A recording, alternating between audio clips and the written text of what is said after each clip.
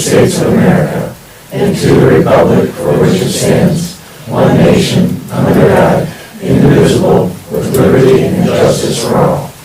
Thank you.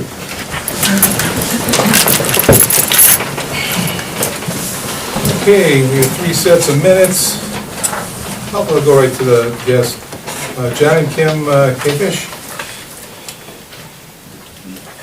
Kaifish is me, Tillotson is him. We don't have the same last name. Okay, come on, get out to the table here. Okay. And we're going to give you the same rules we gave everybody at the meeting last week. You got 3 minutes to state your case. Okay. I just wanted to give everybody an update of what happened since we met last. A week ago Thursday evening, it was a beautiful night just like this, and John and I decided to eat dinner out on our deck at 10098 Crackle Road. Not long after we sat down, about 5:30, somebody at the adjoining property, 19122 Monroe, started zipping around on a motocross bike. The noise was pretty annoying, so we took out our handy-dandy decibel meter and measured it, and it was 76.2 decibels for one bike. Last week we submitted a complaint to the zoning office. Activity of this type disturbs the peace of our quiet rural neighborhood and really is objectionable for enjoying the peace and quiet of our deck that John built painstakingly, rebuilding this house at Crackle Road, trying to improve the neighborhood. Around the same time that we sat down, Riley came for a visit, just to see how loud the bike was, since we're the closest property to that 19122 Monroe property. And that property literally borders us on 2.5 sides, so there's no way for us to even escape it. Riley mentioned that he's been a realtor for 20 years, and if he could have found the property owner an equally appropriate property anywhere else in Auburn, he would have. And I asked why Auburn, and he said, well, he's a Kenston guy, so he wanted to live here. He wanted to be here. I don't know if he's really going to live here. But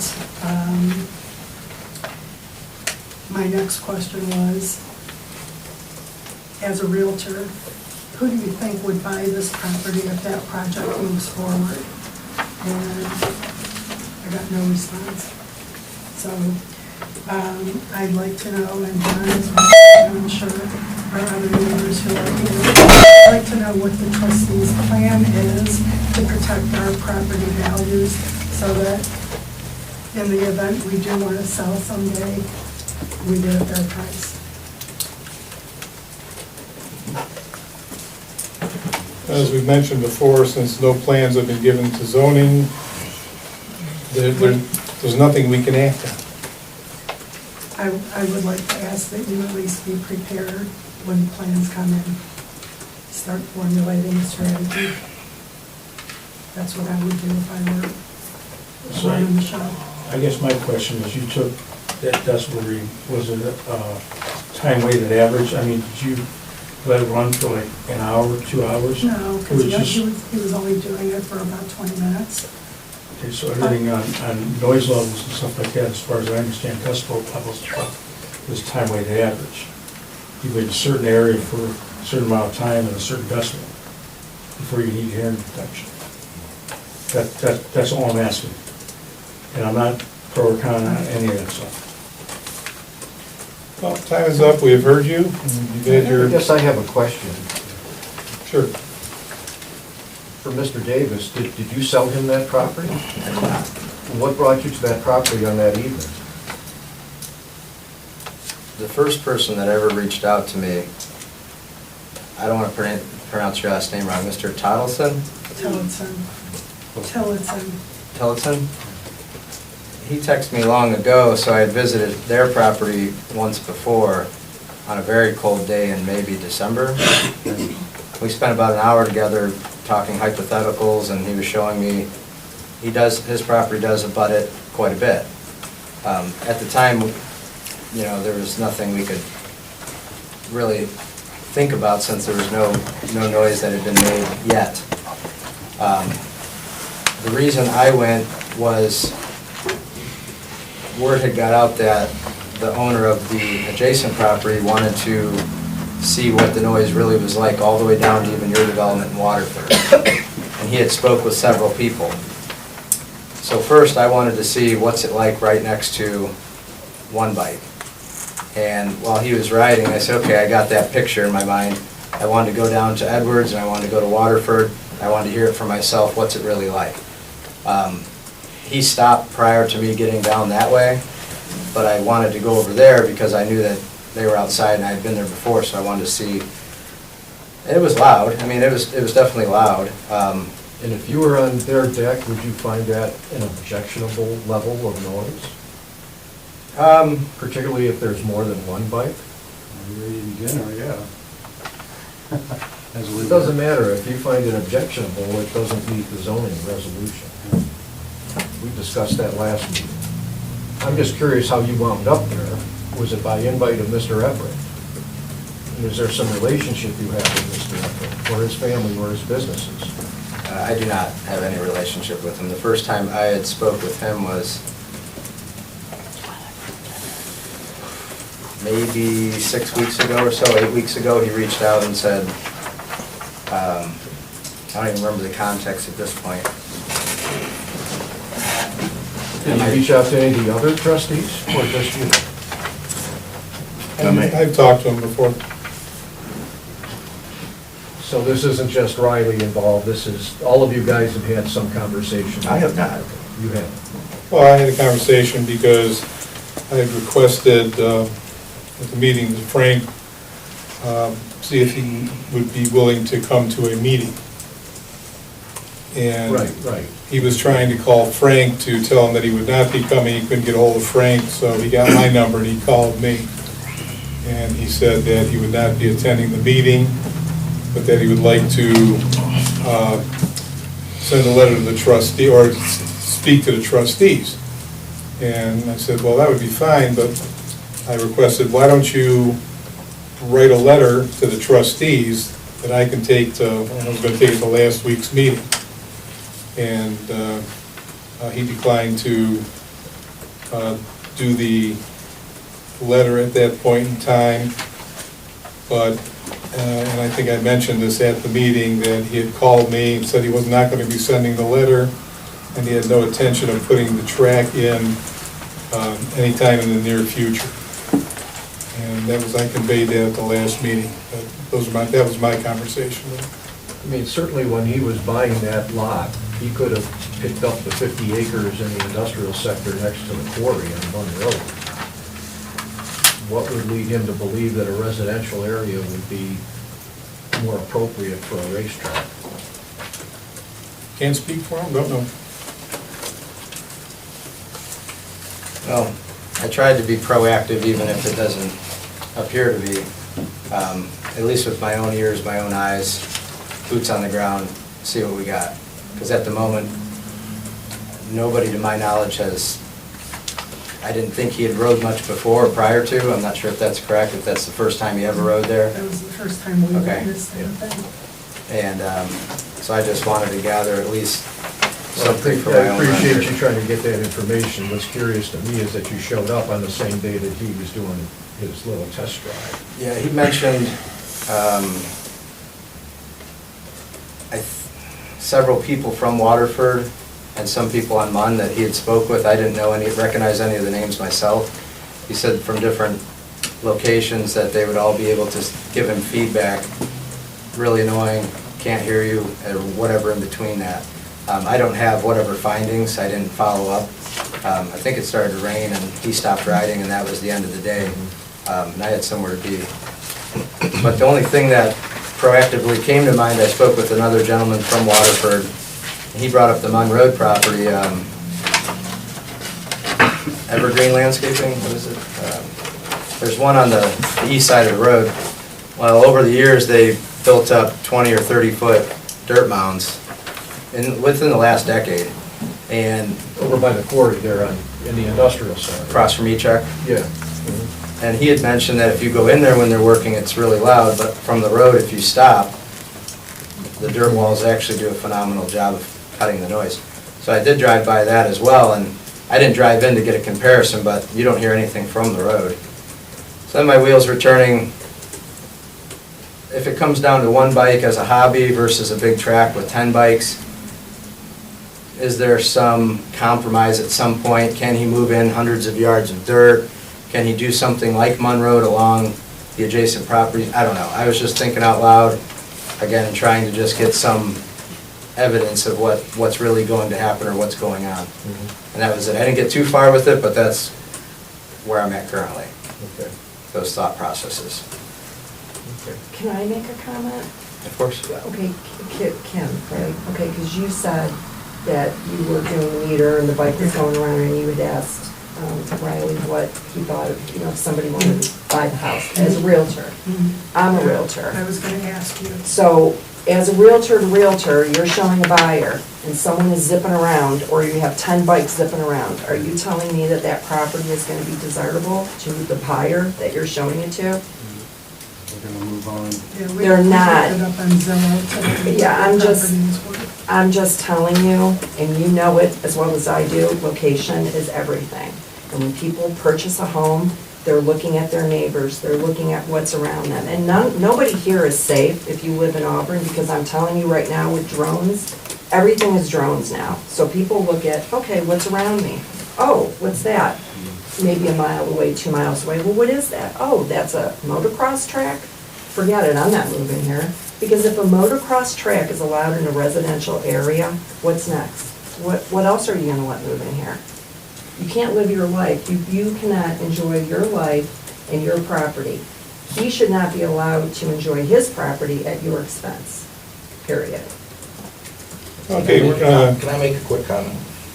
Just take me a second. My neighbor is 85 now, and I work nights sometimes. And I guarantee you his brush hog is louder than that dirt bike. Twice a day or a week, he's brush hogging. Right at my property line, that's right where my patio deck put up. And it's for a couple hours at a time. There's nothing I can do. And I got to put up with it. I make it work. Well, I disagree with you, I don't think that we should permit motocross bikes. Well, we shouldn't permit brush hogs then, too. Well, we're in farmland. Yeah, if you live in farmland. He's in a residential area. You expect so much, you expect lawn maintenance to be part of the gig. When you Not that don't this expect one. an invader okay, I'm to gonna come put in this and to an end, disrupt the please. We understand, we had all last week to discuss this, I don't wanna discuss it all night. Until we can do something, there's nothing we can do right now. You can plan. Fine, we will plan on whatever it is he's going to do that we don't know yet. All right, meeting minute approval, special meeting April 18th, 2026.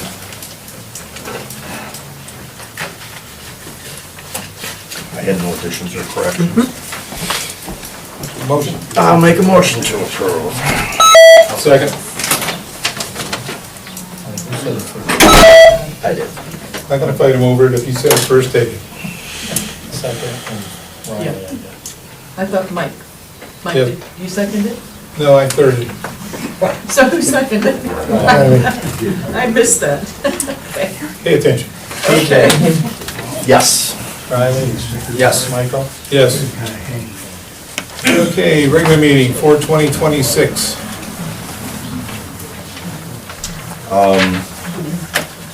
Yeah, I saw, I went over those, and I had no additions or corrections. Second. Lengthy discussion on what we just closed the discussion on, so that was all inclusive. Thanks, Lorraine. I made the motion. Mike second. PJ, Yes. Riley, Yes. Michael, Yes. Special meeting 4/29/2026. That was my favorite one. I'll make a motion to approve. I'll second. PJ, Yes. Riley, Yes. Michael. Yes. Okay, scheduled reports, Frank Kitco. Okay, should all have a copy of activity for April. We processed 19 applications, pretty well spread out. We will have, you can see there are variances, conditional use. The Board of Appeals will have, I think it's 4 meetings, or 4 cases coming up next week, 2 of which are conditional use renewals. And then one's a lot split, and one's a square foot violation that they have to correct. So that's all I have. I can only say in reference to the motocross track, I am aware that he did ride for 20 minutes. That's all I'm gonna say. He did notify me after the fact, so. Okay, while I got you on the thing here, Frank, under old business, we had second dwellings. Yes. I kind of tabled that for a couple weeks here so we could get back to it. The issue was that we were looking on getting private counsel to, so you can start getting some action going on that. Yes. So on that, I want to make a motion to designate $5,000 toward the legal fee retainer for that project. Okay. And what account would you like me to take it out of? Where can we take it from? What are my options? There's nothing appropriated, nothing budgeted.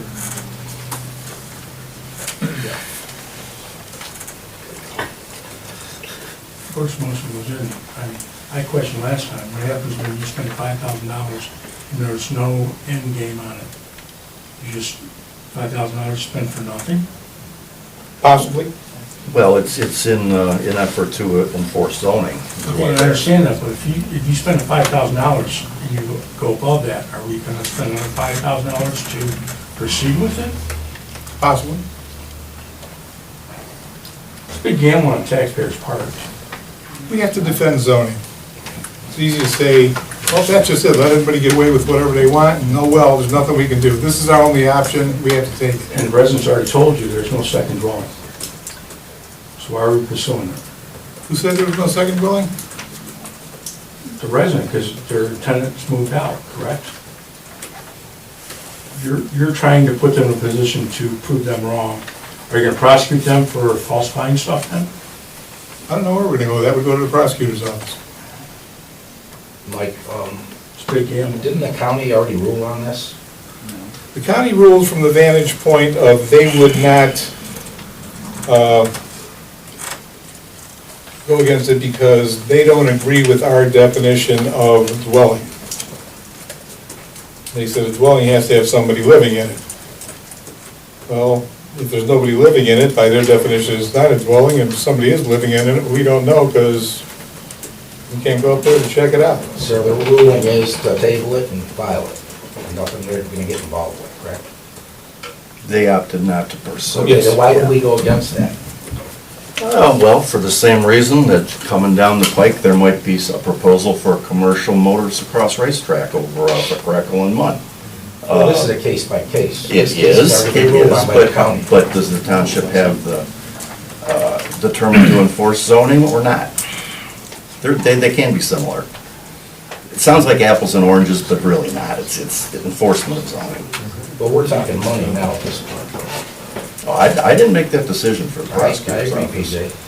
I'm just saying, it's been ruled on by the county prosecutor's office. I don't see going against them, that's ridiculous.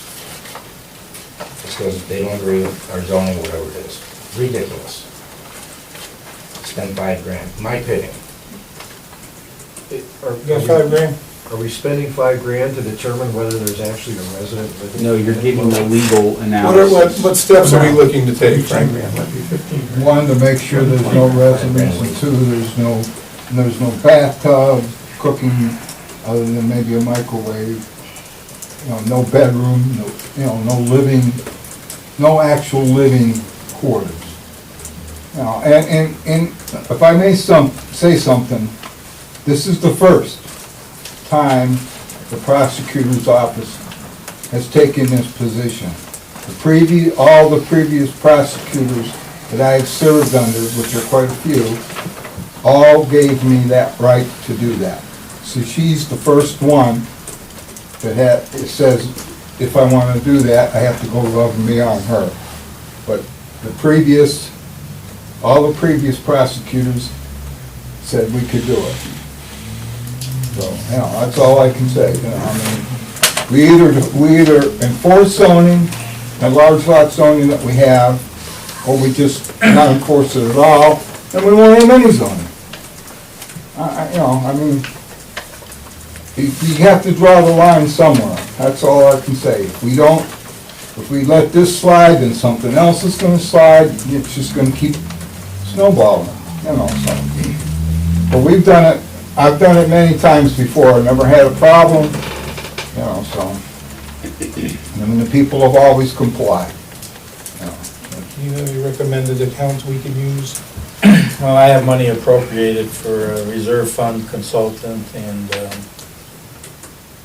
another firm to do our work instructions and job instructions, but I don't have any estimates on that yet, but there's probably money there to pay for an attorney. Okay, close enough. I'll make one discussion point. Maybe moving forward, we could do a better job, I guess, working with the county. I mean, looking at the parcel card I have printed out for that property, the county has for some years considered that 40 by 32 to be garage frame with living quarters. So I called the auditor office, I asked them, I said, how does this work? Where's the disconnect between the county and the township zoning? So they have paid an additional, when the county declared that those are living quarters, it bumped their taxes up about $800 per year. Now, I know we're not the county, but maybe there's a way zoning gets a report every month when the auditor changes the way structures are deemed, and then, to be fair, do we need to investigate all of those changes all the time? That's a good question. We don't get a report from the auditor on any of that. There used to be a lot of cooperation between, I will tell you this, there used to be a lot of cooperation between the building department, the health department, here, and subsequently last few years, I mean, before, to give you an example, before you could get a building permit from Chardon, you had to have approval from Auburn, if you were in Auburn. You had to have approval from Bainbridge if you were in Bainbridge. You had to have approval from Newberry zoning if you were in Newberry. And since the building department's changed, the health department is, they're way understaffed. We don't have that agreement anymore. So, we used to be able to, I mean, we have caught people in the past, to give you an example, we stamp, you bring a set of house plans and we stamp every page. You go to the building department, and if you don't have stamped plans, the building department used to call down here and say, hey, so-and-so's building at this address. Have you approved their plans? And if we say yes, we've approved them, well, they don't have stamped plans here. Something's wrong. There's always that, we always had that cross-check. But in recent years, we have not. And so it's made zoning inspectors as a whole in the county, it made our job tougher to do. I will tell you that. But, it's just like if you go to the health department's bylaws, right in their bylaws, it says, one dwelling per parcel of land. One dwelling per parcel of land. But they don't enforce it. That's what our zoning says, one dwelling per parcel of land. So it's up to you guys. I mean, if you don't want to do it, fine. I'm just telling you that if we keep letting things like this slide, it's just going to keep snowballing. Yeah, I don't want to spend the money either. Right, I don't But I'm particularly sure not want gonna- to either. we're not gonna lay down and just say, well, that's it, we don't wanna spend $5,000 or $2,000 or $1,000, just let whoever's gonna do whatever they want, do what they want, we'll just let them do it and pretend we actually have a zoning department, but we don't. Right. How many, I mean, if there's 10, 15, 20 other parcels, we're gonna do the same Well, I dance? hope not. Do you know of any other parcels where there's an ADU, somebody actually living in one? Yeah, but I also have permission to go there.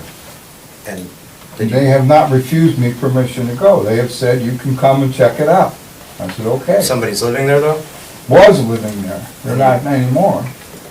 And are we gonna do, we follow up or? Well, I mean, yeah, we're setting up an appointment, we're gonna go there and, you know, the guy just asked for a little time so he can, do some renovation to get the stuff out, so, yeah, that's fine, Well, we'll work with people, but they've gotta work with us too. yeah. So the goal is to get a warrant. I don't I don't know why I need a warrant. The property owner just says, come and look. What's all the difficult? If they have nothing to hide, what's so difficult? That's what I don't understand. They live in the township, they moved here, they wanted to be part of this township, this is the rules and regulations of the township. So if you have nothing to hide, I just don't understand it. Well, phase one though, phase two, you wanna require them to demo this structure that's been, I don't want them to demo the structure, all they have to do. the items inside. If they have a bathtub, take the bathtub out. I mean, it's been done before. We've done it before, people have done it before, so. I'm curious, how does a private attorney force a resident to allow anybody on their property? I Well, mean, he's not gonna force anybody, he's just gonna, well, what's he gonna do? he's gonna represent us, they pretty much is gonna be letters and communication. And Right. then eventually, And then, because this guy. go to court or the civil suit, is that what the end is, the result? I'm just curious, I don't know. Possibly. Because the prosecutor's not gonna help us. No, So the $5,000, two goals. The family agrees to allow you to verify what they already verified, no one living there, amongst the attorneys. And then number two, request them to remove things like the kitchen or the shower. Possibly, yes. correct me if I'm wrong, Frank, but their stand right now, when you go to talk to them, is that, to talk to their attorney, That's correct, okay? This is So- 2 years ago. correct. So, which is why we have, getting an attorney to talk to their attorney. From 2 years ago. From That 2 was the years. last correspondence, roughly? Well, it's there's been, I don't know if she has communicated lately. She originally communicated with them, then she responded back after some time. We asked for clarity, and that was when she came back with the ruling that she did, So,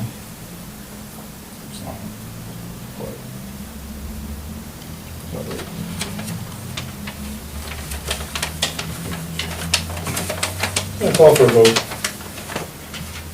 I don't think anybody seconded that yet, Yeah, second.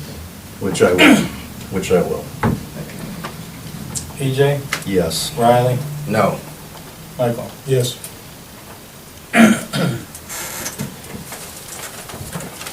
Okay, Are you guys gonna put a cap on how much we're gonna spend on this? right now it's capped at $5,000. And that's it? Down at 5,000? Because as a resident, I wouldn't pay $20,000 to get an answer. So to the that's why question. we have only $5,000 set for this. Hopefully it won't take $5,000 to get our answer. And if it does? Then we'll cross that road when we come to it. Kind of like we'll cross the road when the motorcycle track does or doesn't go in. You always want an answer for things that we don't have an answer for yet. And the easy answer is, do you want to go with the easy answer? Just say, yeah. Don't call we're not- me out. We're not, You're bringing up the point here. Okay, You you're keep elected calling me, official. you keep calling me out on spending the money. Well, yeah. I don't know whether we're gonna spend $20,000 or $100,000. I sure hope I not. doubt we're going to. All we're doing is $5,000 right now. That's what we established, that's what we budgeted, and that's what we have going. But you're asking me what's gonna happen in the future? I have no idea. Let's get through, hopefully we can get through this for less than $5,000, but we have to start somewhere. I'd be happy with a $5,000 cap and no past that, is what I'm asking you. So noted. Is it on the record? Yes, I believe that is being recorded as we speak. Thank you. Okay, after that. All right, anything else, Frank? No, like Counselor Maker. Auburn Township Road Report for May. Started out the beginning of last month. We still had some of the storms we were dealing with and storm cleanup. We had trees and limbs down on Stafford, Valley, Wing, Franks, Crackle. Taylor May, west of 44, we had some brush cleanup. Franks, east of Auburn. Actually, we went in there and started cleaning that up, and one of these crews that comes through to clean up around the power lines came in right behind us, so they were taking trees down and everything, so it kind of worked out good, took care of that complaint. And we did have a tree go down at Adam Hall, right at the trail entrance. We had a big pine tree go down, so we cleared that, got the trail open back up. We did start at the beginning of the month, just started cleaning up the shop, getting ready for Earth Day, where we invite the public in. So we did do some cleanup. What we started with was just gathering up all kinds of scrap metal. We took that into the scrap dealer and got a few bucks for that.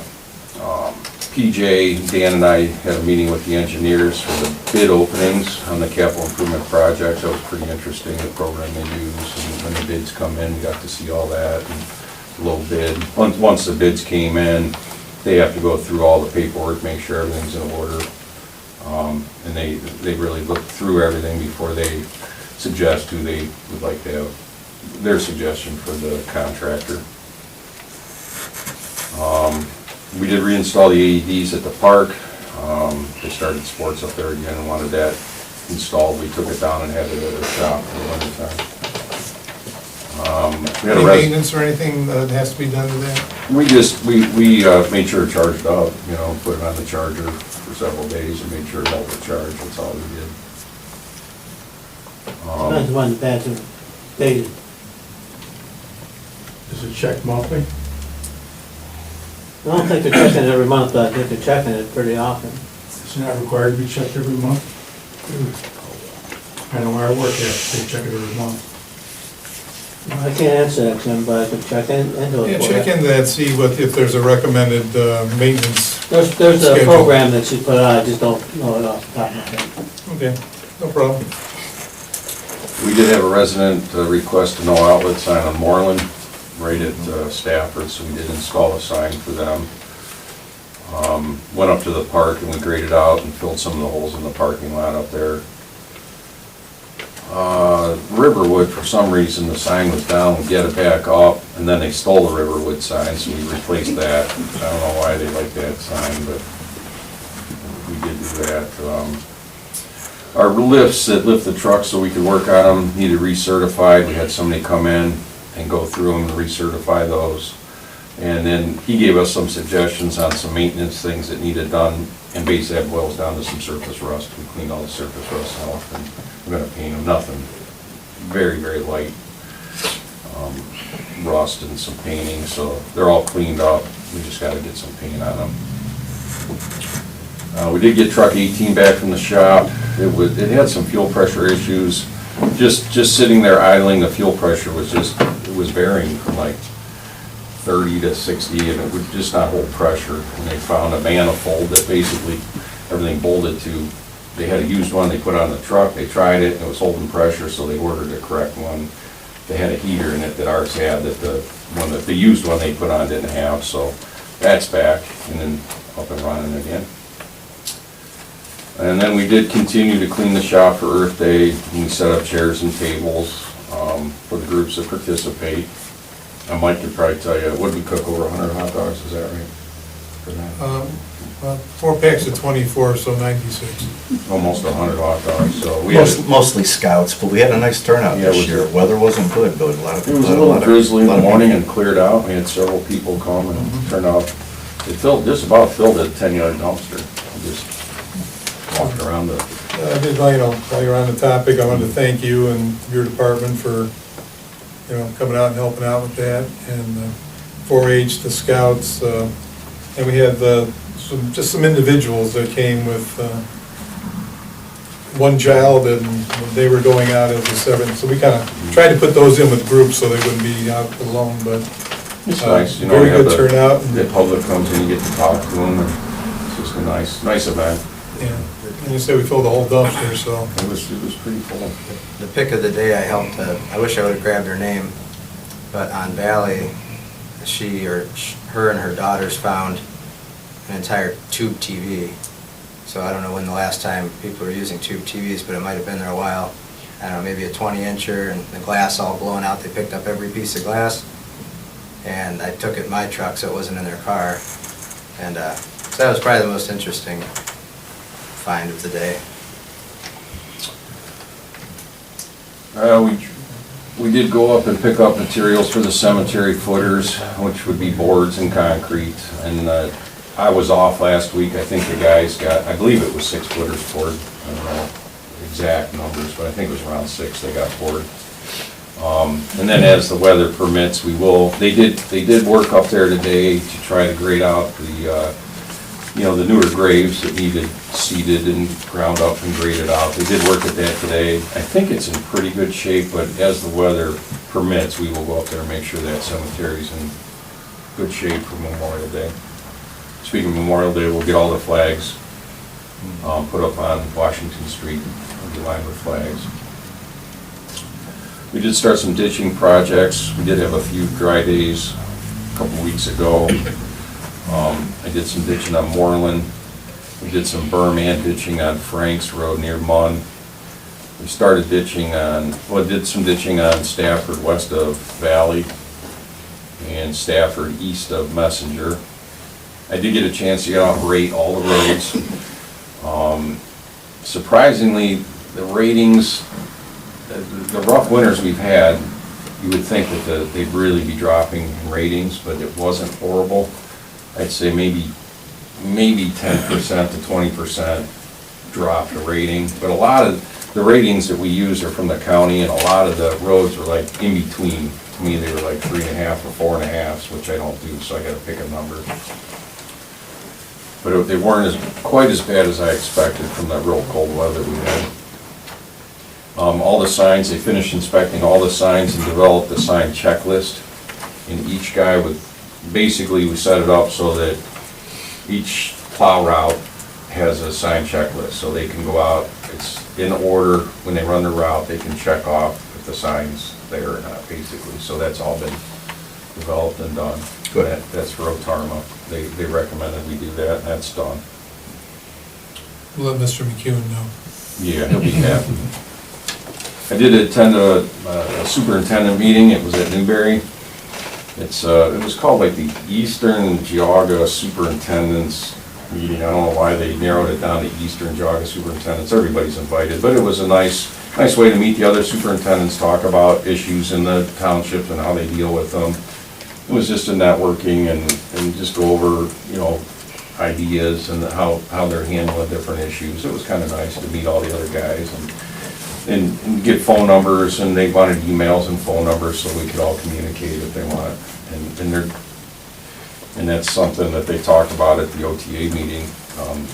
The one, I don't remember when they were up there. County Townships up in, it was over in Russell. Yeah, but the one superintendent got up there and talked about these meetings, and I wasn't familiar with it. The superintendent at Newberry called me and was telling me about it. Yeah, I'll go and see what's going on. It was nice.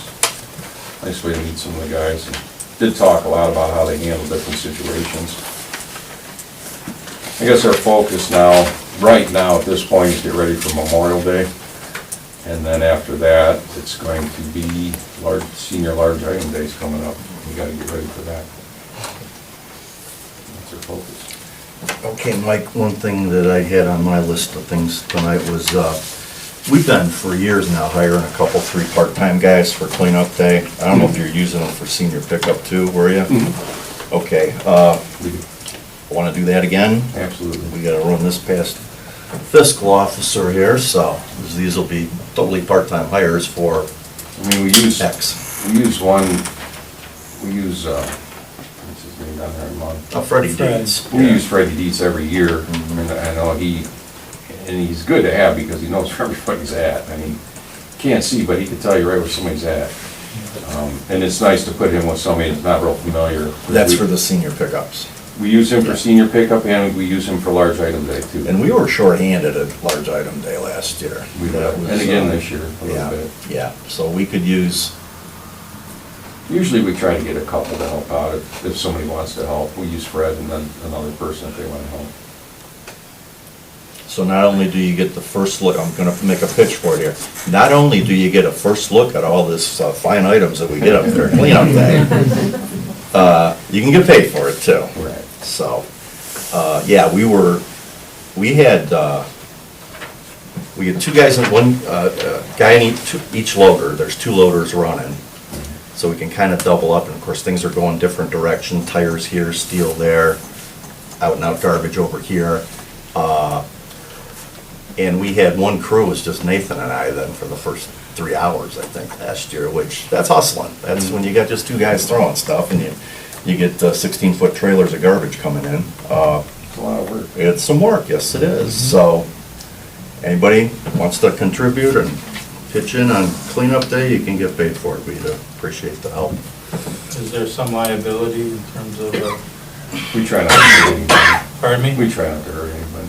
I take it easy on them. No, I'm serious. What if somebody gets hurt? Is there, how does that work with our insurance? Anybody know? Temporary hire. I mean, temporary Temporary hire that hires. would covered by workers' comp. what establishes them as a temporary hire? I don't If have they're any getting a paperwork paycheck. for that. Are you Well, they're gonna not issue a gonna get paycheck? No. We We did. never have. We used to pay Fred. Yeah, we paid Fred. Yeah, we just write him a check. We Yeah. don't- He doesn't get an employee paycheck. It's like a 1099. Right. Right. It's under- You can still cover them under workers' comp with a 1099. Okay. You run 1099s on these guys? Yeah. Yeah, it's under $600, isn't it? I think they raised it to 1,000, didn't they, or not? 600? I thought they raised it, I heard. I don't know. Yeah, it's nowhere near that. It's 2,000 in 2026. Yeah, they raised it, and we don't get near that, it's a few hundred bucks. You could call our rep in Hudson and ask him. And I guess somebody told me if you do that, maybe that can not circumvent's a bad word, but maybe that's an easier solution, a temporary insurance policy for the day, some kind of rider. Then you could ask about the parade as well, because I guess that's a common rider that we apply. Can you It both is. of This those came in up last year. One I phone think call? Dan brought it up, or somebody did last year with the parade, which is Auburn Road here. And there was some insurance then for the day that we did. I'd have to go back and look at the file. And that even takes us back to Yeah. the trash pickup. Bunch of people in there with even hot dogs are in our facility. Somebody trips over a, They weren't working, they were volunteers.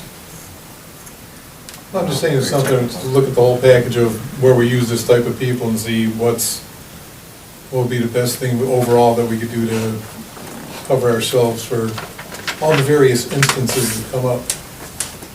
We have that coverage already for people being on our property. They weren't working, they were volunteering on the roads. So that wouldn't apply the same way as this, working in this building or that building. It's a little different. But yeah, I don't know if you want to call him, you could call him Jim? Jim, I think, I can't remember his last name. Yeah, Jim. Yeah, Zaccaro, that's it. And then if we want to just squash the AED thing, I have a suggestion. The what thing? The AED checks, monthly checks or whatever we were discussing, if we want to do that or not, check. Oh, with the AED box? Yeah. I think that, Well, Otarmo already asks for a playground check during the summer months. mhm. So if you put that on your monthly check to satisfy retirement, would it be a big deal just to add a AED in, because all you do is just hit the battery button? Do those have alarm boxes when you open the door? They, Yeah, I sent us to check something. Yeah, I think, isn't there some? but it says monthly on the different It's manufacturers. in that sheet that they put out. Do we, I'll bring it up to the next meeting. does that solve it, just to add it to the monthly playground checks? It's, Right, and I don't know We don't if it's have to bring us or it if it's KCE, do they check it or not? I'm not No, sure. they hire Cintas to go out and check them off, and Cintas is certified to do it. Okay, gotcha. I At can least see- that's when they set it up. I don't know if they're still doing it. so check the KC first, and if they're not still doing that, then we can implement our own monthly checks. Right.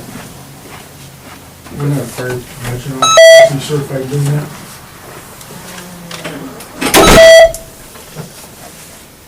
Cintas, who's Cintas? Cintas is a uniform company. They got into doing this since Because they're they in all put the out that buildings. new rule.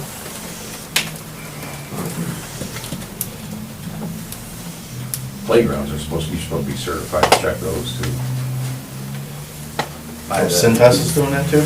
No, I just know that. I know we certain are, guys yeah. were certified to check those, and I'm not sure. Jonathan from Playground World was our guy for years. I know who Bainbridge had for a short time, and he was I had to get a certification. Yes, they did. But I mean, We check all the equipment plus the depth of the wood chips. right. Did we order that? Yeah. That's in, isn't it? No, it's not in. It's not in? We paid it.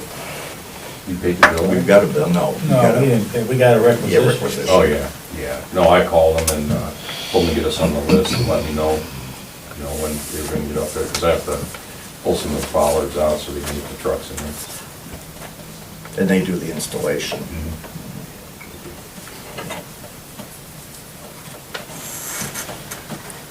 That's all I have. All right. Any other questions for Mike? Do we have a safety committee for Auburn Township? What? Safety committee? No. Do monthly checks on like fire extinguishers, which should be checked every month? We have recertified once a year by a We company. hire a company to do it. Yeah, we've been, all the We fire just had- extinguishers are Just had them done last month, I think. done, was it annually for the fire extinguishers? They come out and do our hood system twice a year. I know they're yearly on fire extinguishers, they get inspected, but it should be checked monthly to make sure they're current, charged. You lift them up, you shake it, make sure the gas or the powder is loose, put them back in, wipe them off, and you initial, there's a tag on it that says every month should be checked by somebody. Well, look into that, chief, that seems like something that would be in your bailiwick. Yeah, I guess so. Is there a fire extinguisher in here? Should be a tag on it, it should be checked every month. Are you volunteering? I'm not volunteering, I'm just saying the way it should be done. I've been on a safety committee for 30 years. Is it initial? Monthly? Nope, doesn't require a monthly initial. Surely. It's yearly. And we haven't done once a year. That could be your procedures at your business. The same company that does the road garage and also Adam Hall. We gather them all up, bring them to the Yeah. road garage and test them all, right down in their shop. We put them back if they're good. Yeah. He replaces them if they're bad. Anything else? Okay, trustee reports. Yeah, Mike, I just let you know, you can go here if you want, but we're gonna execute these contracts and I'm taking them up to the engineer in the morning for the resurfacings. I'm good. You like it? I'm like, Hey, PJ, Okay, a few things I want to get to. One is Memorial Day plans are underway. We've sent all the letters out to the sheriff for some traffic control, to Pastor Ron across the street for the invocations. Bagpipe guys coming again for, I think, the umpteenth straight year, which is kind of nice. We have a speaker committed. I'll get his name and title will be on the next agenda since we have one more meeting to go. I have to meet with him and get the proper information to introduce him at the event. Yeah, so everything's in place, and our annual Memorial Day commemoration will be on 5/25. We're going to start here at 8:45.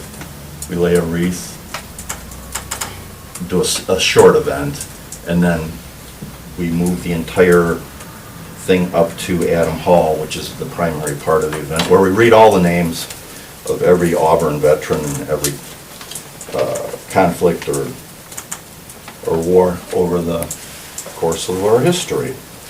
So you're all invited to come. We'd like to see you there.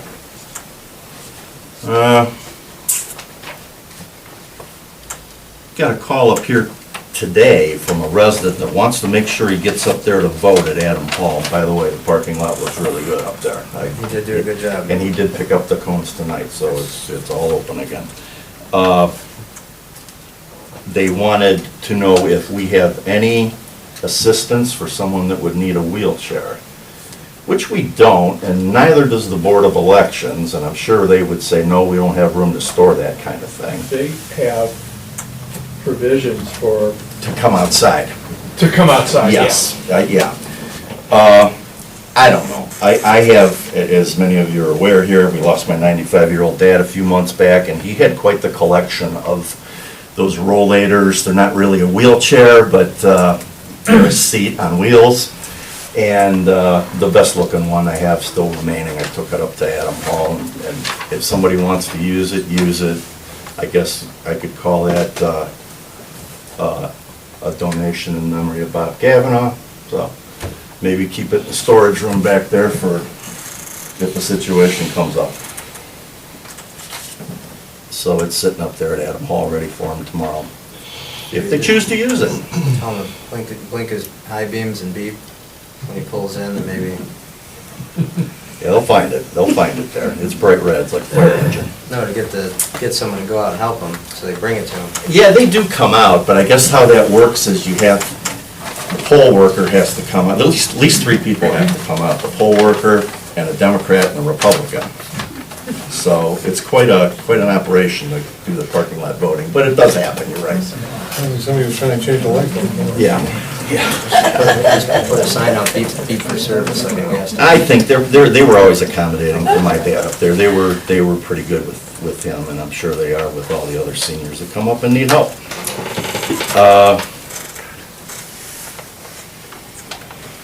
I talked to Patty Phillips on the way in. We're coming up on another annual event, which probably should have been on our save the date thing here. Auburn Alumni's annual dinner, or annual luncheon, I guess it is, right? It's on a Saturday? Sunday, It's on a Sunday. It's 17th, Patty? What date? 17th. 17th. Starting Okay. at 2 o'clock. And that will be at Adam Hall. And that used to be, initially, it's been going on for years now. I'm gonna say 20, maybe, at least. Oh, It started with, 117. yeah, it started with graduates of Auburn High School, of which closed in, the last class was 1953. So it wasn't a huge event, and you know, the friends and relatives of those graduates that chose to come. And, you know, as time marches on, we've lost most all of them. So it's opened up now to anyone that attended this school, correct? Yeah. So that's at Adam Hall, and anybody that's an Auburn lifer, there's one right there, I know. Yeah, it's kind of nice. It's kind of like a de facto reunion a little bit, you know. You'll see a lot of people, if you're an Auburn lifer, you'll see a lot of people that you know, and maybe you'll get a chance to meet some people there too. Is that in May? It's May 17th. Okay, May 17th. What time? 2 o'clock. Okay, so that being said, I'm going through still, you know, I moved my dad a couple times here, and we're still going through boxes and boxes of his last move before he came to my house. And in the bottom of a cardboard box. I found this ratty envelope sealed, just a letter size envelope. But in it, I found, I'm pretty sure this is an exhaustive, complete list of every graduate from the consolidated Auburn High School, which was in business from 1906 to 1953. And just from the handwriting, I'm guessing, this is typed, this is the original I found, which is in incredible shape for what it's been through. This kind of looks like my stepmother's writing. She maintained the D's here, the handwritten D's are for obviously deceased. And I know a couple of people that died in the late 90s that are marked with the same denotation. So it was maintained for that long, at least, that I know. From this original thing here, we're gonna have some copies made up here. And Patty, I'm gonna make sure you get a few of these, because highly interesting. That would be really cool. I know we've got a gentleman coming from Utah. He comes out every month. He's an old Auburn resident. These are, as I said, the graduating class of 1906 was 2 people. 1908 was 6, with their mailing addresses at some point in time whenever this list was compiled. So some. Well, that's got to get a final home in our museum. Yeah, we're gonna make sure we get some good copies of this first, because I wasn't gonna fold it up and put it back in the envelope, because it's not gonna take any more folds. But, You're so saying anyway. Mrs. Button did that? That's my guess. It kind of looks like her handwriting. Yeah, that's kind of what I think. Yeah, Did you talk to Debbie about that? I didn't. I just found this over the weekend. Okay. As I said, I'm going through stuff. It's too cold to go out and do any farming, so I'm going through boxes and boxes of crap, and I found Amazing this, what you which was a find. good find. So, yeah, that's all I have for tonight. That's all I have. Okay, any questions for BJ? PJ, you can rest on the laurels that the cake design and the invitation design are made from the Letterman's jacket of your dad. Oh, really? Which is back in the museum now. Yeah. That's nice, thank you. Yeah, that's all I have done. Thanks, Dave. Okay, Riley.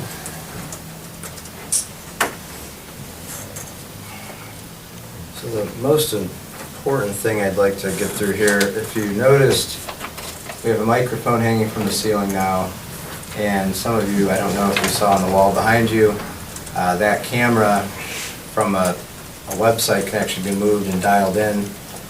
So ADP got everything set up for live streaming this week, and we were going to do a pilot test tonight, but YouTube has to approve our username. There's already an Auburn Township existing, and it's been defunct, I think, since 2019 or so. So we want to have Auburn TWP, but it looks like they need to merge, or YouTube has to just give permission for us to start that. So hopefully by the next meeting, we could do a test run. But related to that, I wanted to make a motion to change over to fiber internet. The Road Garage did that, what, a month or 2 ago? That cutover was okay, no hiccups? So the cost for good, which is substantially better than DSL, we're still on DSL, and we know that the streaming 4K, the quality, just, it won't be there. So this is something we probably could have done earlier, but for 3 lines, each phone set's $30.50, but it reduces by the month. Right off the bat, it should be around $220 per month, which isn't too far off from what we're currently paying, to improve the service level enough for all the computers here. So currently we have DSL through Windstream. We would be switching to Spectrum Fiber, like the road department building already cut over to that. The only exception, the fire department's on Kinetic. Yeah, but we're also with Spectrum on the TV stuff. Okay. So we won't be that spoiled in this building, we won't be getting any TVs. You have a TV? Yeah, Then you have TVs? Yes. I don't think we need a TV in here. Well, a lot of times we have storms and stuff like that, so. Well, that's Weather Channel's what you guys are on. We just got this one fired back up again, so we don't need it on all day. So, I know I glanced at that, but there were some other options that I don't think were necessary for the building, much faster, fancier options. So the cheapest one is substantially better than what we've had. I couldn't tell you how many times better, but it'll be very noticeable.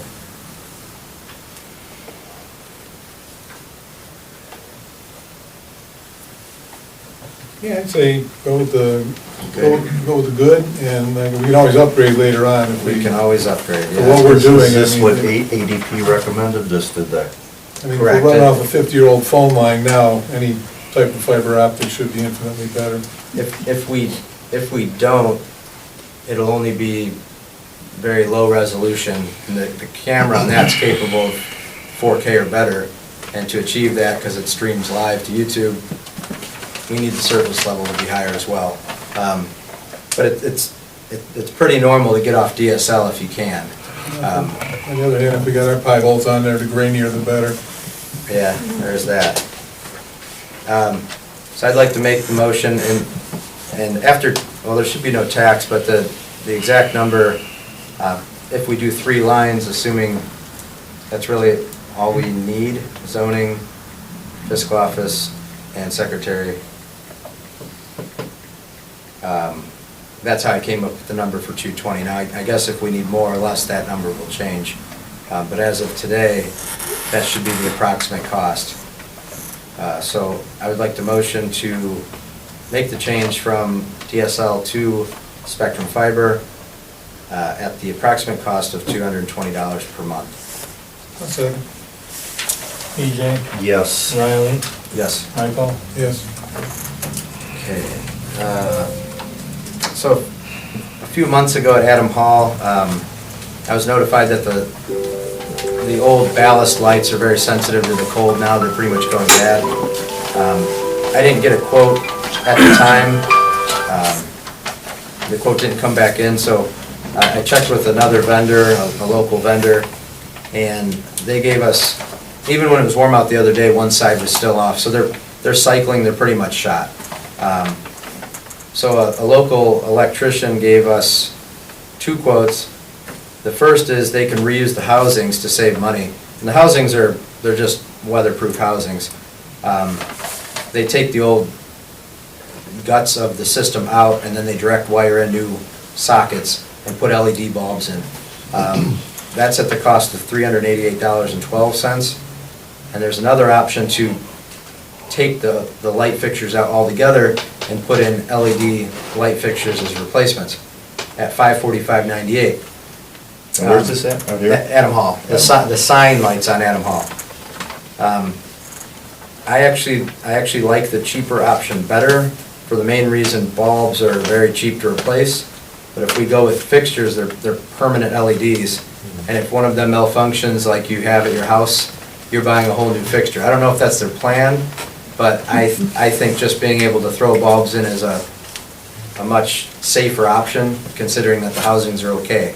And they've been there for 20-some years okay. It seemed like the most logical option.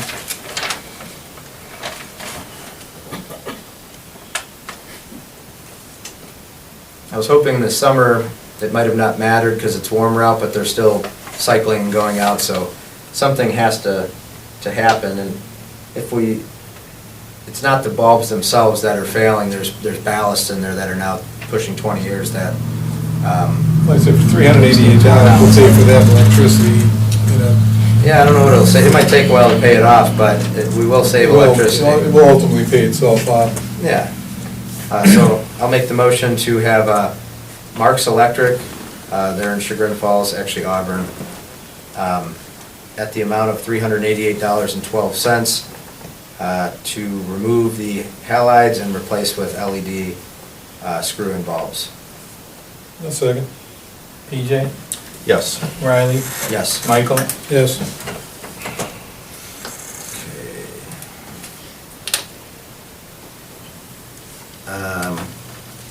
All right, so I know many of you have been anticipating Town Hall to have the great update of the ramp, and that, I wouldn't say the word's delayed, but it's a delicate project for the contractor and the county to make sure they really come to an agreement and get what's best for us, and that it really follows all the ADA guidelines. So what I have is actually a final drawing that the county is approving, so this is what is going to happen, and the work is then to begin now that they accept this. So there's a couple changes from last time we talked about this.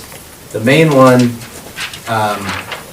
if you notice the parking spots, they're now turned sideways instead of vertical or perpendicular to the road. This is suggested to be a lot safer, because if any of you pulled in it now, you have to generally back on into traffic. So the design of the ramp allows for this type of parking structure.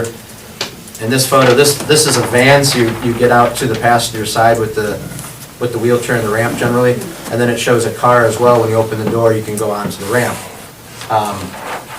The only, I don't want to say negative, but downfall to this design, we will not be able to ever put a giant parking lot on the side of the building. But I figure after 100+ years of use, we haven't strived to do that anyways.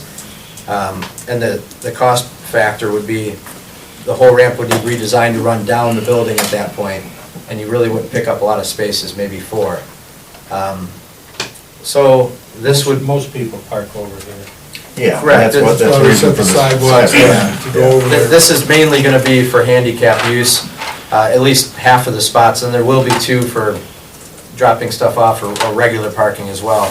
But we would change the direction of parking to fit the ramp. So that was part of the holdup. The flagpole will come down, it will go in the building temporarily, and then it will get put back up at no additional charge. Because the stoop is also going to get kicked out another couple feet to give even more landing space for the wheelchair to turn and whatnot. And the flagpole currently is too close to the landing. So there's a couple changes there. That's mostly it, but this is very detailed. This will be the final. This is what the county's accepting. This is what we'll see done. So hopefully it'll still be on target for May 31st. I'm told it will, so I'm eager to see how that all works out, and any of you can look at this after the meeting if you want to see it closer. I have a question. Yes, sir. Where's the ramp at exactly, and is that a sidewalk? So, My question is, where do we put the snow, basically? Do we have a place to push it still? this is flat. So we can push it in that corner there? Yeah, and I'm pretty sure the grade here might go up an inch. Okay. So if you're careful, these are 9 by 22, I believe, these spots. So you've got almost 30 feet of flat. I didn't know if that was sidewalk. Yeah, you'll have 3 blade widths to push. This is the ADA feeler step. When you come up to it, if you're blind, you can feel it with your feet. So that's the start of the whole ramp down here. Okay. So yeah, you should have room in that corner, no problem, to push past into this grassy area. Okay. There should be no mulch beds there. The landscaping, well, he marked that as landscaping, but that's a good point. So maybe I don't want to mark on this. I'll make a note to maybe not have any bed space here, Right. and just keep that asphalt, so you can push snow past it. Sure. I can't remember what's over here if you push this way. Typically, we push that way and then into that corner. Yeah. All right, let me make a note of that. That's a good point. No landscaping bed in the northwest corner. Okay, any questions about Town Hall? I know everybody's excited. I'm sorry for the delay, but there is a lot to it when you get into the details of it here. Landscape bed. Okay, and then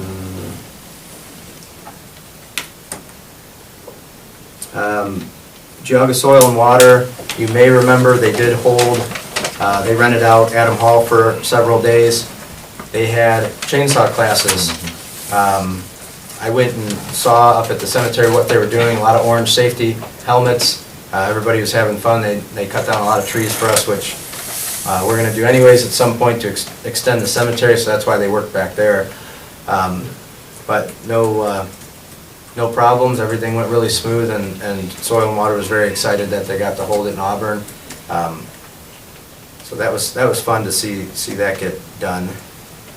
And then, I mentioned at the last meeting ODOT regarding if there's any upgrades or improvements for the Art District down on Washington and 44. The manager did indeed forward my request up to James Kushner. He is a safety engineer in Bedford, and he called me, and we spoke for a while about some different ideas. There's pretty much three things that could happen, and this is what we discussed. The whole area could be slowed down, at least on 44, even if it's for an eighth mile. It's 45 currently, and then it picks back up to 55 on the north end. I don't know if it'd be the end of the world if it got cut down to 35 or 25 just for, the off-ramp basically to where it picks up 55 again, and then people can see all the beautiful changes that our town's going through and pull off and stop. That's option one.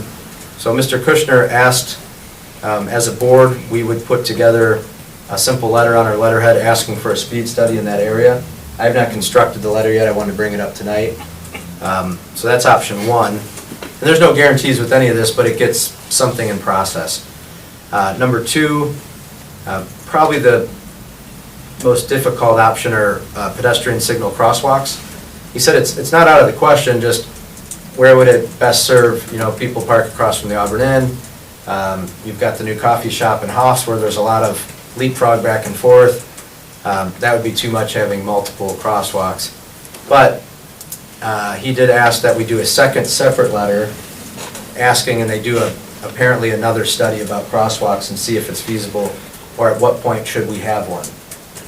So I can build that letter as well, and we can review it, send it in, let them do their thing. It may take a while. He didn't give me any time frames.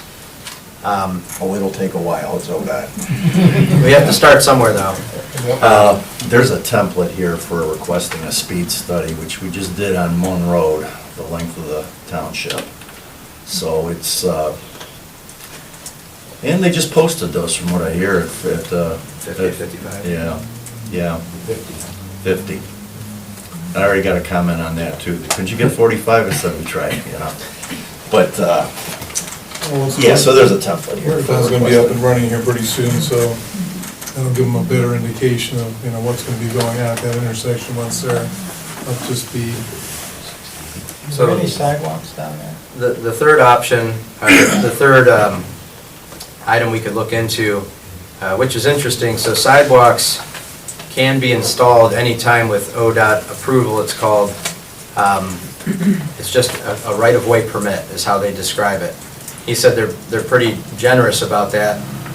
The township, however, would be responsible to bear the cost of the install and the maintenance. So we have no idea what costs would be and where little bits of sidewalks would be most beneficial. But they just did Washington and that didn't happen, so it'd be hard to go back and tear up the right-of-ways and put a sidewalk on one side or the other.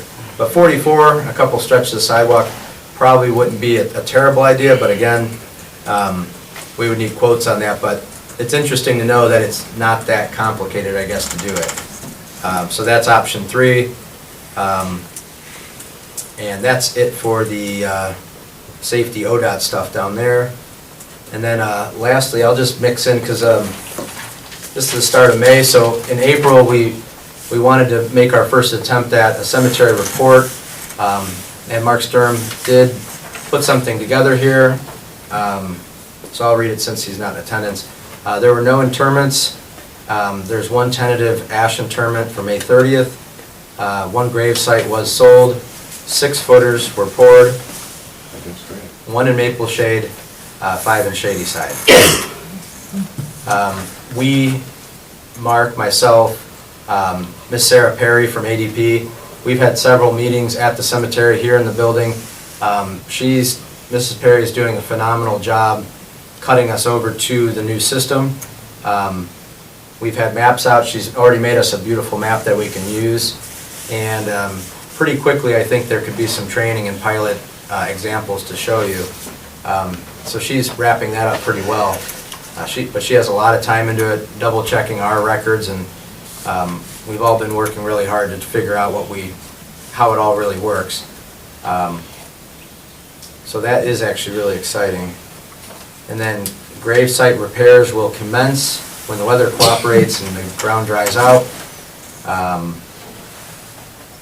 And we are working to get on the website, the math, how to figure out monument costs, because it's kind of confusing because the base footer is poured larger. So we had a company short pay us, and it's our fault really because we didn't explain that as soon as you add in the extra 4 inches by 4 inches, it kicks you into a new price bracket. So we need to have a much better flyer, so to speak, that you can just click and download, and there won't be any confusion moving forward. So we should have that done this week. That's it for the cemetery report. That's it for my report. Anybody have any questions? All that exciting stuff, nothing? No comments? I start getting tired after 8 o'clock. I try, there's a lot going on. I tried to go quick. That's all I got. Thank you. Dan, what do you got? I'll go quick.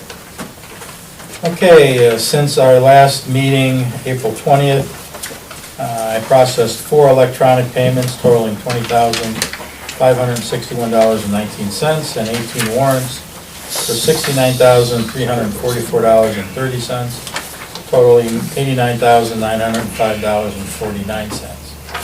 I was able to reconcile our April primary checking account and our balances in each. As of April 30th, our primary checking account has $1,480,659.25. Our Star Ohio investment account, $2,054,159.03 for a total of $3,534,818.28. That's all I have. Okay. All right, so second dwelling, we took care of that under old business. And again, the NOPEC energizing grant, that just stays on as a reminder. KCE board opening, Auburn representative. We were going to originally have interviews tonight, but one of them was out of town, so we're going to move those up to the next meeting. So that'll be the 18th. Okay, new business. Jack County Engineer Office recommendation for 10766 Taylor Made for parcel 01119227. As always, they know more about putting numbers on houses than I do, so unless anybody has a complaint, I will Make a motion, I'm gonna make a motion to accept the engineer's office recommendation on that address. I'll second. PJ? Yes. Riley? Yes. Michael? Yes. Okay, secondly, execute contract resurfacing of various roads. Phillips paving. PJ, you wanna? Yeah, we awarded this at our last meeting. This is for various roads. I think it's, 8 roads in 4 different subdivisions, totaling like 3¼ miles, I think, or some such thing. All right, estimated at $1,225,000, and the bid came in the lowest, and what we approved, we thought to be the best bid was $1,207,000, Phillips Paving. And this is the contracts and support documents. There's multiple copies. And we're gonna need some witnesses from hopefully people that are here. We need 3 to witness our signatures. And we will, I don't know if we need to make a motion to execute these. We awarded it, so. Yeah, all we gotta do is sign it. Yeah.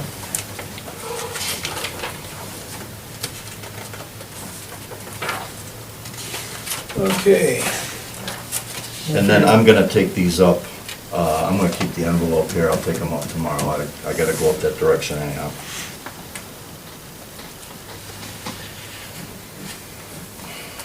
Today is the 4th.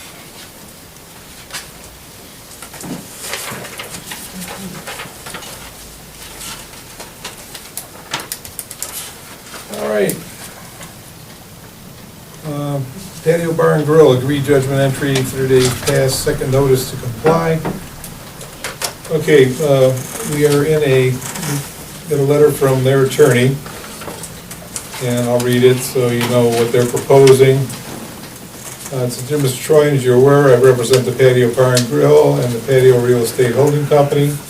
As we've discussed on several calls, my client in receipt of Auburn Township's March 3, 2026 letter regarding the above referenced property and compliance with the agreed judgment entry in the caption KKRP Inc. versus Mr. Frank Kitko, Auburn Township Zoning Inspector.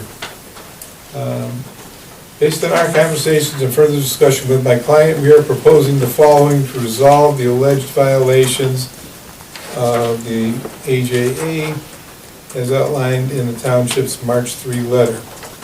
And my client will agree to construct a 6-foot-high board-on-board fence with a length of approximately 125 feet along the western portion of the property in the area depicted in the enclosed Exhibit A. If desired by the property owner to the north of the property, my client will agree to construct a 6-foot-high board-on-board fence approximately with a length of 172 feet along the northern border of the property in the area depicted in the enclosed exhibit. And my client will agree to designate the paved parking area adjacent to the building on the east side of the building for deliveries only by placing signage in the area indicating such areas for deliveries only. As discussed on our calls, my client's removal of the 6-foot fence enclosing the back of the patio was due to concerns about safety for staff and patrons of the restaurant alike, with addition to the proposed fencing along the western border and the northern border, if desired by the property owner to the north. The intent of the original AJA will be met while still improving all overall safety on the property. As for parking on the east side of the building, my client disagrees that such is relevant matter that the township has the right to dictate the use of. Nevertheless, in an effort to compromise and resolve the matter, my client will agree to install and maintain for delivery only signage in the area in an effort to deter patrons from parking along the eastern side of the building. I appreciate if you review the proposal with the trustees and contact me at your earliest convenience. In the event the township believes the AGE needs to be formally modified, please let me know and I can incorporate proposed modifications as an amendment to the AJE. So, I know there's a bunch of people in here that are going to absolutely disagree with anything he wants to do, but what's that? Yeah, well, I disagree, it's the first time I ever heard it, so, you know. Well, that's why I told her to call you and make sure you come, because I said we would keep you abreast of what was going on. And, Excuse me, could you state your name? oh, Scott Bass, Okay. on the Wing Road. Could I get a copy of that document that you just read? Sure. Okay, I'd like to get a copy of that for my attorney to review. You know how I feel about it. They're in violation of the original agreement. Ergo, they should comply with the agreement and not make up new rules as they go along to satisfy their own whim and desires. As we all know, this is a grandfathered property in a residential area. And we've been talking a lot about zoning this evening. And it's my feeling that they should be held to a higher standard than just a business, but there are no expectations, it seems like, with respect to zoning, to be able to enforce them. I think we should have further discussions. I think that it should be in an open quorum and forum where we can discuss alternatives. The one thing I'd like to reiterate is that at times, no, not at times, you've accommodated the patio for the sake of the business at the expense of the residences and what it has done to the area. And I think it's important that you realize that those zoning laws are in place to protect us, not just to say they want things to change or in order for their businesses to succeed, That's not your job to help them. They have areas that are designated for that purpose. And to continue to accommodate their wants and needs, I think is unrealistic. So. So noted. All right, so I'm going to make a motion, because I don't want to rush into anything on this, because nothing good can come from it. No. Well, actually, stretching it out, nothing good's going to come from it, but what I'd like to do is to,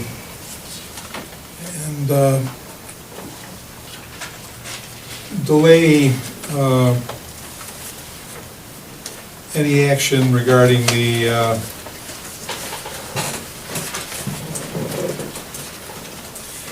current letter we have where we're told them that they have to do something.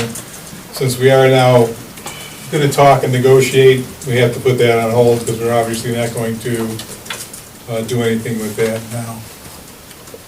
Would you agree that is a prudent way to go, Frank?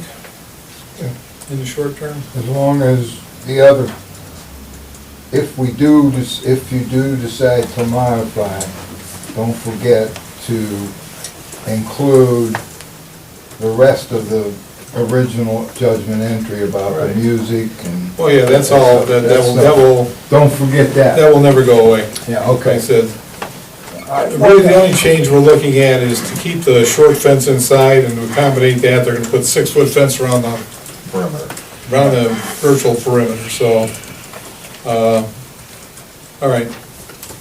So- Yeah, and this is gonna have to include our assistant prosecutor at some point too. Right. But what they've done now is they've responded to our letter of March 3rd to inform that they're in violation of the judgment entry. So that's the response. So, no, there's no reason to rush. Right. But what I want to do is let them know that, okay, we received their letter and we're not going to. Yeah, yeah. There's some things that, like the inclusion of some of the music restrictions and outdoor noise restrictions. Yeah, there's gonna be no Yeah. music outdoors, whether Yeah. it be band or. There's hours set there, we gotta make sure that's part of it. As I said, our assistant prosecutor has to be involved. And if we come to an agreement at some point, there is, I'm almost 100% sure of this, there's a required public hearing. So, before we enter into any kind of agreement. Well, like I said, I'd like to have an opportunity to have my lawyer take a look at it. And Okay, that's what we're so doing. that, since I seem to be the one representing our cause, so that we can respond in kind, okay? Yeah. And we can go on from there. Okay. And the other thing I'd like to point out, honestly, there has never been any crime against any person at the patio unless it was probably a bar fight. There's never been any concern for the safety of the workers and so on and so forth. So I think that reason is disingenuous for the reason on why they modified it. That's true. So, Continue things will bonfire, Yeah. but nothing. yeah, you know, the high crime area of Auburn, you Just see come a to my sheriff door. car once every couple of months. So, excuse me? If you're coming down Washington, that's because they're running through here to get somewhere else. So, which is good for us, in all honesty.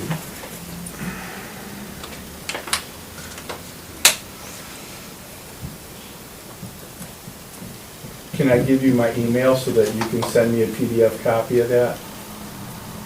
Or? No, you're gonna walk up here and give you a copy. Oh, okay, that's fine. I would like a copy of that also. I'd walk over there, but I'm older than you are.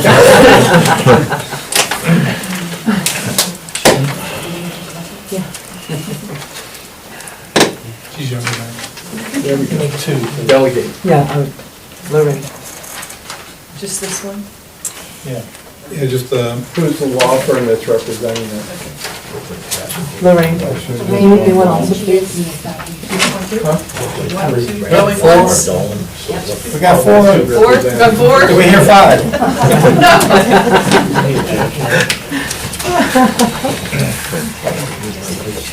Quite a popular document. You did a good job. Nice. Good job, sticking to it. Okay, a motion that we notify the patio real estate holding company and the patio both that we're going to be, we're going to be reviewing their Amendment? it want to be an amendment, not really an amendment, yes. Proposed amendment? Proposed amendment, yeah. And so we won't be, I think of, And quite honestly, if they really want what they want, then they ought to be able, they should be able to give something else as well. Because it's not always about them getting what they want. Because they always push it, they do it without asking permission. Absolutely. Thank Worry you so about much. what's gonna happen, they don't worry about what's gonna happen. okay, so we won't be enforcing the violation letter pending the outcome of the proposed AJR. That's a motion.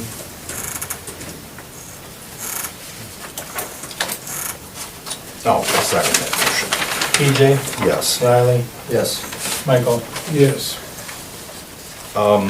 Dan, I got one more thing, that it's not in the cover letter that the engineer's office sent us in regards to that contract with Phillips, but our friend Aubrey that sends us all the emails and keeps us updated from the engineer's office told me over the phone that they would like a proof of encumberment of the money, of the funds for this project. Now, I realize she's not gonna get it, even if I make the motion and we do it tonight, she's not gonna get it till the minutes are approved, officially. But, any reason to not do that? It was a verbal request, I will say that, it's not in writing. Well, we appropriated $1,250,000 for this road project, which, went to the county, so, Is that specific to this project in that document you got there? Because that's probably enough. No, because at the time, we didn't know who was getting that. Oh, okay. But it's more than what the bid is for. I could create a PO for Phillips paving, if that's what you want, before the next meeting. Would you send her an IOU? Yeah, whatever they need. Okay, then I'll make the Who's motion. asking for it? The engineer's office, that Aubrey that sends us all the emails from up there, she's kind of the, All right, I'll give her a call. all right, I'm gonna make a motion then too, whether it's, and this is very old school, if anybody's been to trustees meetings over the past 30 years, this is a standard operating procedure. When you award something, anything, whether it be a $300 and some thing for wiring in the building, or $1,207,000 project for resurfacing, I'll make a motion to encumber that money for resurfacing of various roads, to encumber $1,207,000. Second? PJ? Yes, Riley? Yes. Michael? Yes. and I'll talk to them tomorrow when I take the paperwork up. Okay, and last but not least,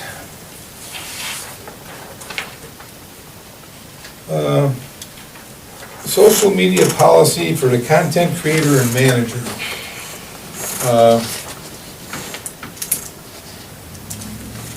Typically, that's been handled by the administrative assistant to do the entries into our Facebook and social media accounts.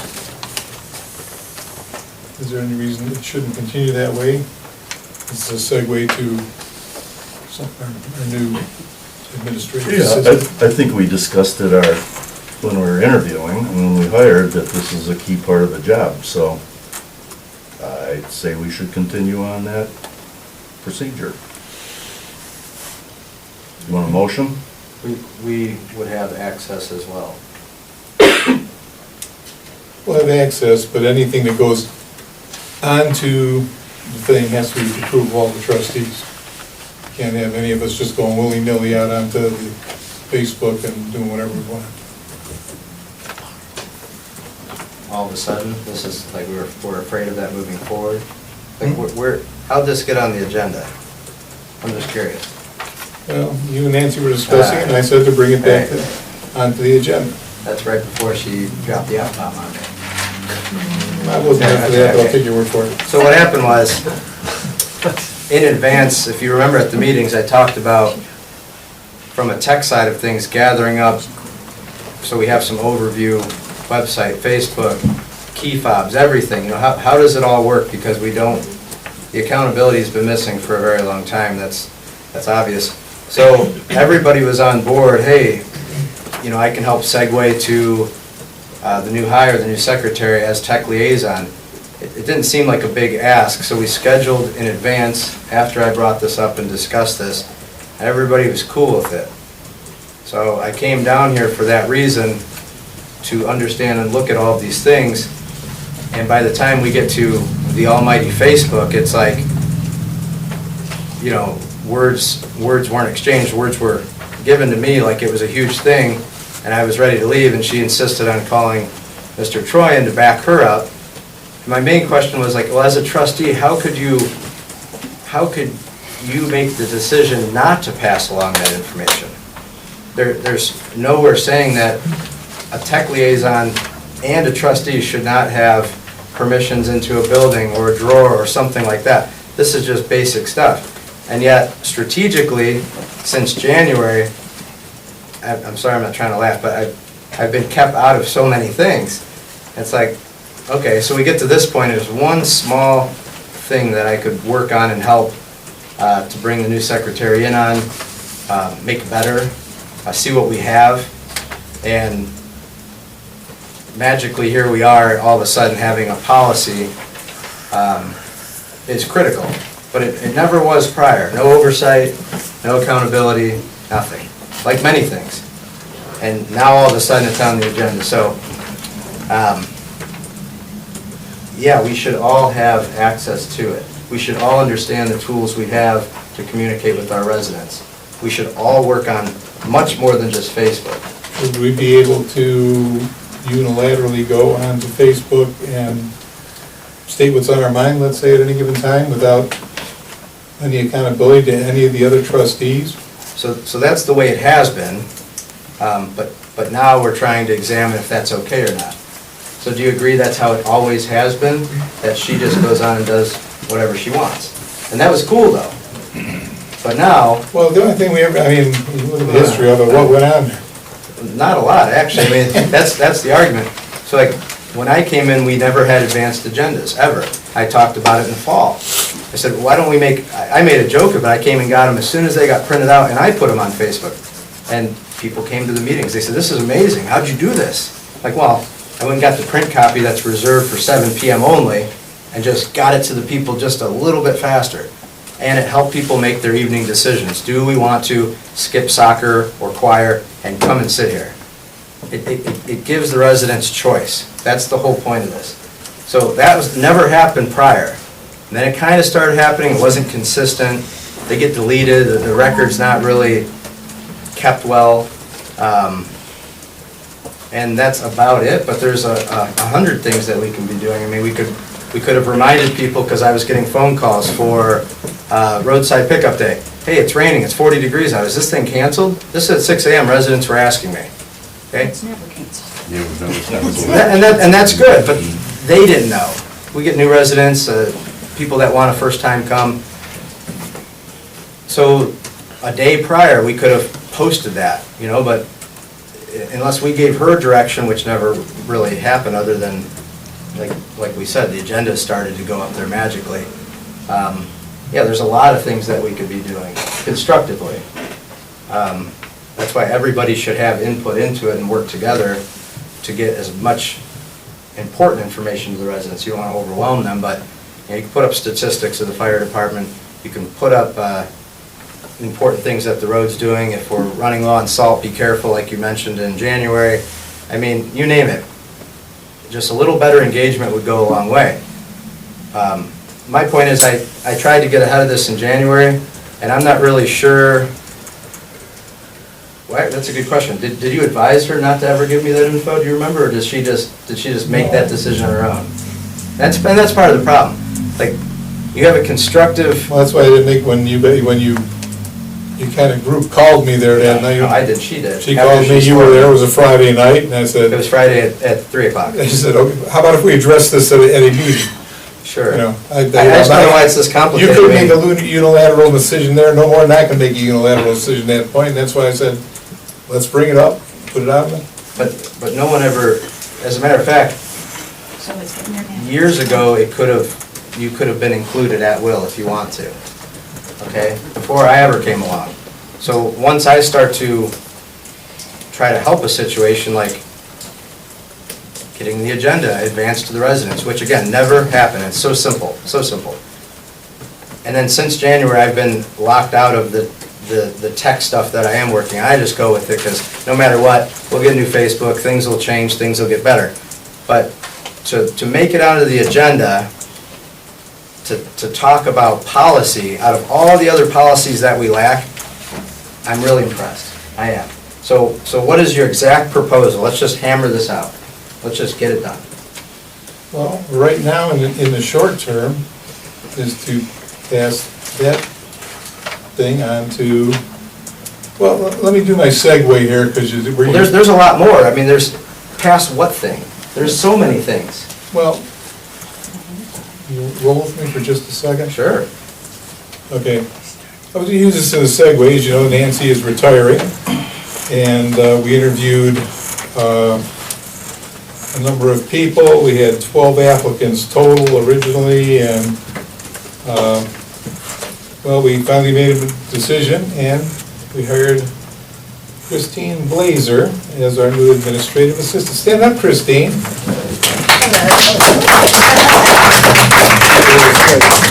She's an Auburn resident, works with the fire department, has for many years, so she was actually a natural candidate because she has basically worked with all of us and yet decided to take the job anyway. So that went in her favor.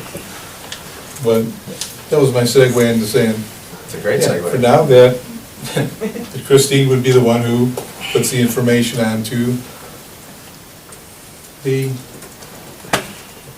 social media. Right, but we don't have access to it.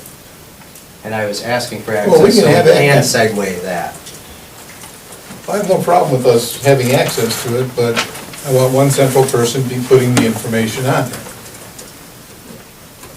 I don't trust people I just don't.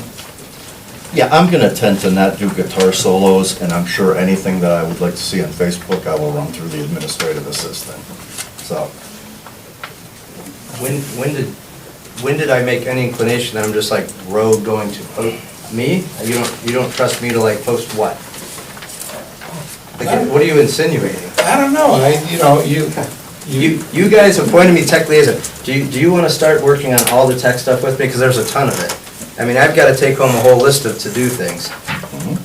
And either you want me to help transition this, or you want to pick up different parts, different projects of tech? such as? Facebook, learning the website, going through the whole password list and figuring out what needs updated into our email, your email. I mean, there's actually a lot. There's a lot to it. Well, you're gonna have access to all that information, we just want her to be our central point to being the one adding to the social media. And she would be adding, see, you gotta learn to delegate. You can't say you're gonna do everything yourself and you're gonna be the secretary and you're gonna be adding this information. If you want information in, say, okay, hey, Christine, put on the agenda, put on this. Tell her what you need to have put on, and then she'll be the central focus who puts that on. Why do you have to do that yourself? Well, to your point, I was gonna suggest that we would all be in an email. You just said just tell her. So that's counterproductive to this whole argument you have about not trusting me. Just telling somebody to do something defeats the purpose of this entire policy. Because then is she supposed to go back and check? No. A better policy would be, all of us get included and agree to the content being posted. Now, do we wait 5 days? Because then it's going to defeat the purpose.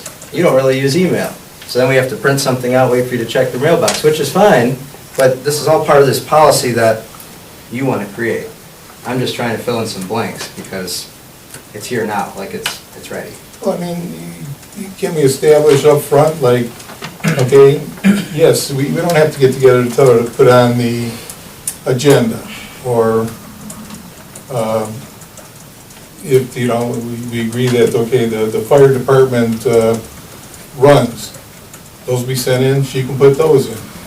We can have standard things that you were talking about, saying, okay, these are items that are available to her, that she can put on. Meeting notices, the save the date stuff at the bottom of the page here, stuff like that should be posted. What about big and kept current. What about like requests for quotes for construction work? We're using that on some where it applies. I mean, if something has to be a legally bid item, I think consensus, I think, is to stay with the paper of record until law changes.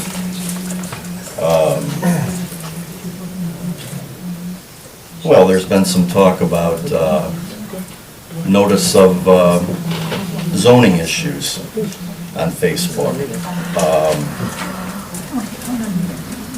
Our resolution specifically states that we have to use paper of record. So, you know, if we're gonna, is it pointless to put it on Facebook? No, you could, but legally, it's gonna, until our resolution is changed, it needs to be in a paper of record, which currently is the Maple Leaf, at least that's what we consider. So, I mean, you know, there can be redundancy on Facebook that's, I don't think it's gonna require a vote of the Board of Trustees to say that, okay, we will put this notice of a zoning amendment, you know, ZC 2026-1. It can be put on Facebook, but legally, it's gotta be in the newspaper. So, yeah, basic information on Facebook, sure, why not? Information, but again, there's no reason we can't. It's also not debatable. Everything that is allowed to go on up front. All right, so do you want to draft a policy? You? Sure. Okay, so, You're in a rush for it, eh? no, we haven't, I mean, none of this has happened for years, so, yeah, I don't expect it to get done quickly at all. Okay, content creator, hypothetically, that would be the administrative assistant. Yes. Okay. And then the manager, who wants to be the manager? Not me. Then I would actually let you be the Okay. manager, you're part of the IT, All right, so you get to work directly with it. amazing. All right, so we will reconvene on that when the policy is reviewable, and then we can make our edits, suggestions, changes, and so on. Can I make a suggestion? Yes, sir. I've been a corporate executive for many, many years, and in the corporate world, you have a policy that's dictating how you behave, and then there's a standard operating procedure that outlines how it gets done. You just hired somebody with the experience to do it. Why wouldn't you ever draft up a standard operating procedure so you guys kind of have the guidelines to follow? What would be the job description? Hey, look at that, you already get jobs. And write that down. We don't have job descriptions for our We position. got job descriptions for positions. We hire people to fit those job descriptions. You give them a task to do, and you tell them how, you spell out how you want it to operate. Nobody in the township has one though. That seems to be a problem. I would think, but we're gonna make an IT. We're gonna make a big deal out of Facebook, and trusting me like I'm gonna, You can start with Facebook and you keep rolling down the line to every other platform if that's what you really want to do, but I don't know that it's necessary, and that's what your policy ought to really outline. What's a viable and vital social media platform that you really want to engage with? Because you don't necessarily have to engage at all. I think Facebook's pretty much it, isn't it? the website's huge, we have to have a transition April 2027, there's a ton of work, our entire website is not compliant, So that's a big project. We have to choose several vendors. We have to cut over how we want it designed, how we want it to work, fix all the 9,000 errors that we currently have on our website. I mean, updated, we have stuff from 2020 on there. You know, we had links from the fire department, took you to a spoofing website. It was great. I caught it right away. Took 3 days to fix.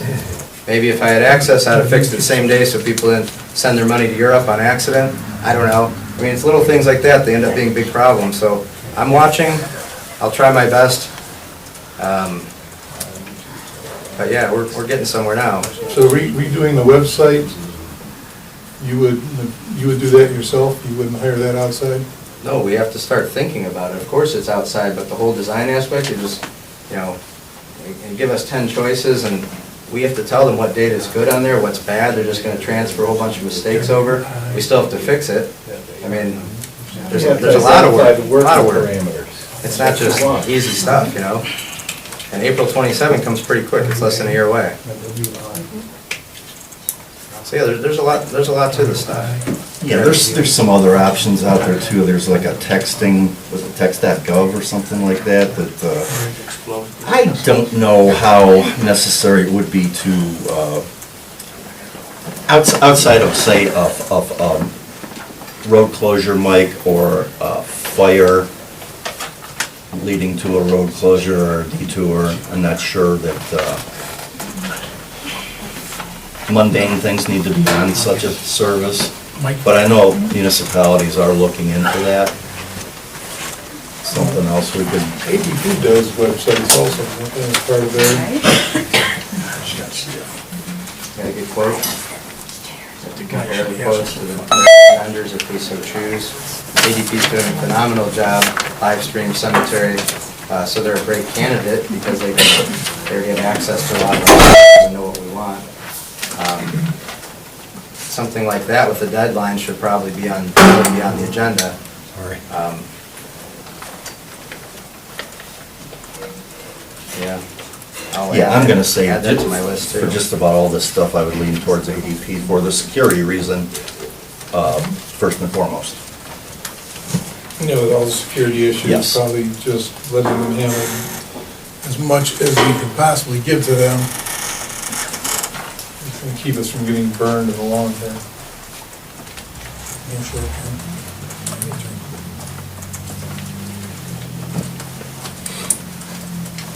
So, does that give you a start? Did we give you anything that you can work with in this conversation? Because you'll be working with Christine. Do you trust me to do a good job with this small part of the tech? It has nothing to do with the tech part, okay? You're still the new kid on the block. And one of the things you ran on is, you know, the people should be able to use the property the way they want. Now that, a lot of that kind of doesn't really roll with our zoning, and part of our job is that we have to support zoning. So, you know, I just want to make sure that any personal thoughts or opinions you have don't get transferred into, whether it be our website or our social media, that personal opinions are getting in there as opposed to just straight township business, or what things we agree on. You know, I don't want it to become a platform where there's internal battling over what you believe versus what we believe, or Frank, or what our zoning is. So that is the only concern that I have. That's why we just want to keep an eye on things to make sure that, you know, I have no problem with you doing this stuff. I don't think you would do that intentionally. Thank you. But sometimes, especially lately, emotions run high, especially it's like, I knew tonight was gonna be a fight night with all the stuff that was on the list. So I pretty much indoctrinated myself to that and just decided to, wish I had a helmet on, but it just happens. And I mean, between everything that we had discussed tonight, and I knew you weren't gonna agree with the thing, and I knew they weren't gonna spend $5,000, and I knew people are not gonna be happy if we're talking to patio. Yeah, it was 2,000 at the other meeting. I don't know when you guys discussed the change to 5, I didn't get notice of it, things just happen, and then they agree to things, and I'm just like in the dark trying to defend our tax dollars, which I have really well.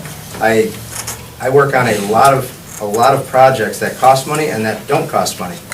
But to get sprung on this, months go by, 2 years actually went by, 2 years. And I came in the meeting tonight with the agenda that is 2,000. Well, then 5,000, which is 12 hours. So we're gonna pay for 12 hours of attorney time at $400 an hour? And then, Possibly. and then we don't know how far we're gonna take it? Why is there even a cap on it? You're saying there might not be a cap? Just, go ahead, what's your comment, We sir? got time. We gotta go home. Why are you rushing the taxpayers? I mean, We've already this is- discussed this. We've already discussed this. I know you have your list of 100 things you want to get done during your office time. One step at a time. We've already discussed this lawyer issue. Let's go. The fact that these people get tired faster than I do is the only thing that's saving us. Yeah.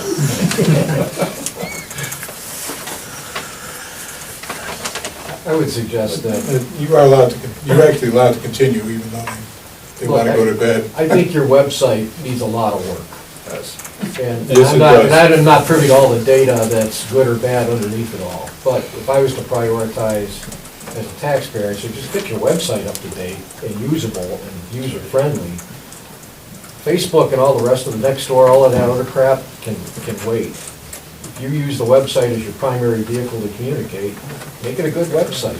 People will come back to it. Then they don't need Facebook. Yeah, And you don't need a bunch of opinions on Facebook. And you just go to the website to find out what's going on. Yeah, I asked if I can get involved fixing it in January. So I was keeping an eye on it for issues. I still don't have access, so moral of the story. I've been trying. Small steps, like you said. So maybe another 5 months, I don't know. And other elected officials, when they are speaking at other engagements, will make a comment right off the bat. This is my personal opinion. This is not the opinion of whoever they represent, whatever body they are elected to. This is my personal opinion. We can never do that on our township website. It's only personal So websites. remember that. I have a million examples of how the townships operate around here for bids. I send them to you all the time. This is how we advertise for a special meeting, executive session, you name it. I watch all the townships when they do things right and when they do things wrong, so we can incorporate them here, so I'm ready. I'd be happy to send you, I probably have 30 examples in there. So I've been watching and learning how this works. But yes, the personal versus representing townships, very, very obvious. But thank you.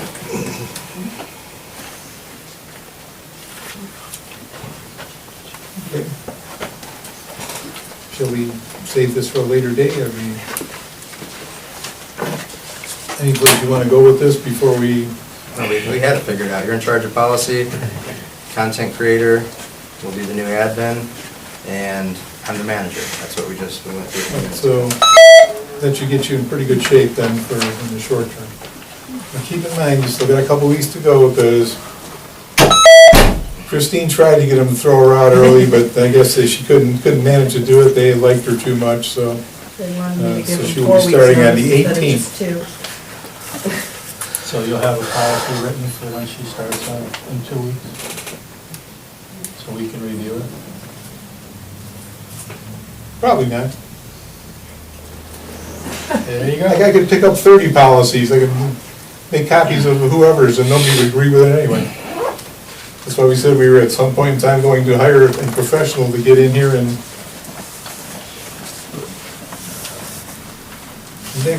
I could grab one of the 20 that I got and say, this is it, nobody would agree with it. You had one. You give her that one, that was a big one. Oh, wait, you said that one, PJ, you got from Bainbridge?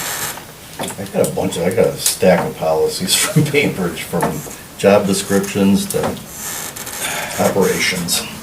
I don't know, that's my policy. If I want something on Facebook, like a cleanup day or a large item clean, it's gonna be mostly that. There's not gonna be any opinionating or bloviating, and I'm gonna run it through you, and that's my policy. There shouldn't be any opinions on it. There shouldn't. Township webpage. I'm gonna put dates Ever. and times, and that's it. Yeah.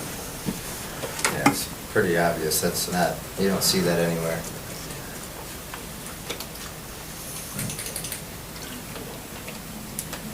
Okay. And we beat that to death. Save the date.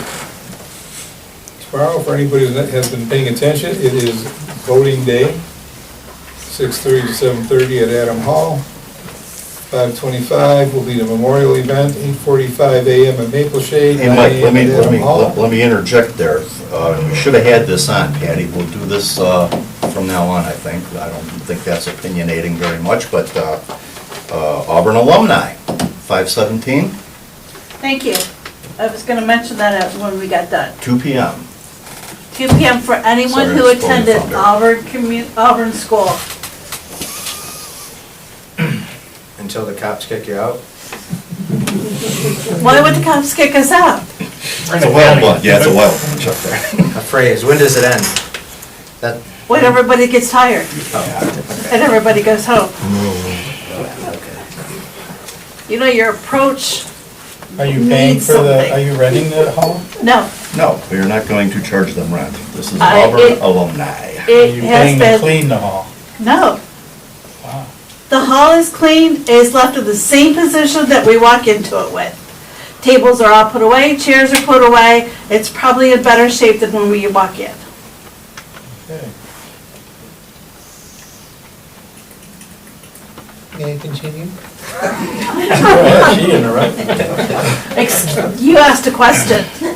6-4 and 6-5, senior trash large item trash event, must pre-register 440-279-2130. That's full. 6/6/26, the large trash item drop-off event. 7/3 will be the Auburn Bay Bridge fireworks at the Kensington High School campus. Rain date will be 7/6/26. And 7/4 will be the annual 4th of July parade. And there's no time on here, but 11 o'clock. it'll be 11 o'clock, the parade starts and then ends up at the fire station. Correct. And you can buy hot dogs and things like that from the Boy Scouts and help support. Any other questions, comments? You all want to go? Oh, there you go. Yes. Okay. Regarding the patio, they had the Exhibit A that was, but I didn't get a copy of that. Do you have the Exhibit A? Can you get a copy of? it's in the case. Teamwork. Part of the document. It'll be on the case number, it's not included in this. Oh, Like okay. online, it comes up. Okay. Well, that was the original judge.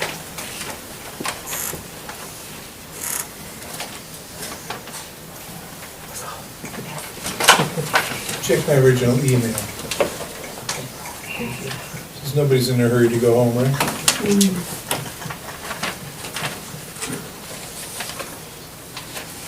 That was, yeah, but it says unenclosed, that means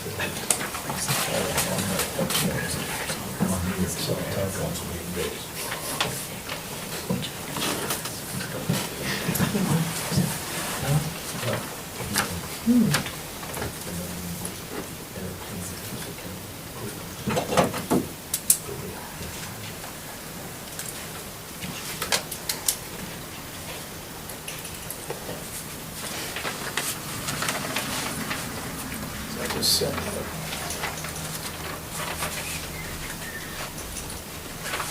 DJ, you still need signatures. We do. Dan's got those contracts down there. We need witnesses. Where are they? Send them down your way. I think I sent them down to you. You had the originals. I did not get those back, Mike. I did not. Legal paper. I sent them down. Riley had them. I know he sent them on down to Mike, and I have not seen them since. Nope. I don't have anything. This one.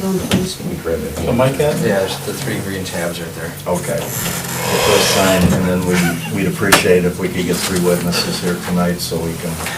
Do I have to stand there? Like what is? No, You can just sign if you want. Oh, okay, well, I'll be a witness. Yeah, just signatures, thank you, thank you. And I think we're paying twice as much for those now as we used to. Yes, double zero. Going from 0 to Yep, 0? yep. Dude, no Yep. way. So, Chair away and stand up. Just have to sign the check. No, good. I'm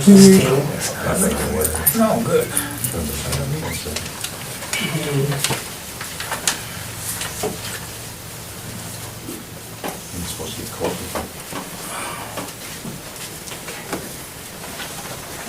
Okay, you can sign Diane, one you want to sign? of the signatures on each of these pieces of paper. Mr. Carter, why don't you go up and help sign? Well, I think maybe happy to. Thank you, Mike. Okay, so same thing, you sign. This one's really cool. It's black. Diane, you gonna help us out? I'll sign everything. Bought a car. Okay, and then there's a third one here.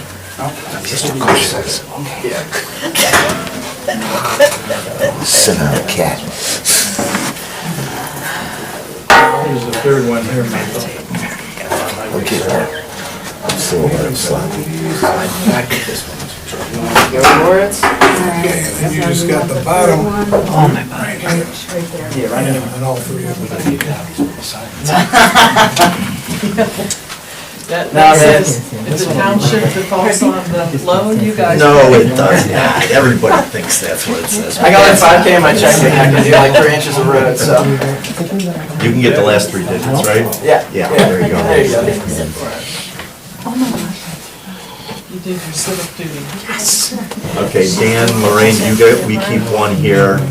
Give me the other 2 and I will take them to Munson tomorrow. Yeah, no problem. So these 2 are going to you? I need 2 of them. 2 of them, see, one. Thank you very much. Thank you. Okay, based on that, I will make a motion to adjourn so these people can all go home and get their beauty sleep. Discuss. Yeah. I'm gonna motion to enter into executive session upon adjournment of the meeting to discuss dismissal, discipline of a public employee pursuant to RC 121.22G1. That would be the motion I'll make. Hey, might as well handle that. I'll second. PJ, Yes. Riley, Yes. Michael. Yes. Okay, we're going to executive session now, you all gotta leave. Will there be any action? Nope. Can you comment on the recent indictment of one of your employees here? Or would you please? I really can't make any comment on it It's because, public record, it's out. well, I know, I just heard about it prior to the meeting, so I haven't had a chance to look at anything, so I have really nothing I can comment on. We know. That takes 2 I seconds. just got it. I'm not taking count of it. Okay, yeah. Oh, thank you. No. Soap opera. With what?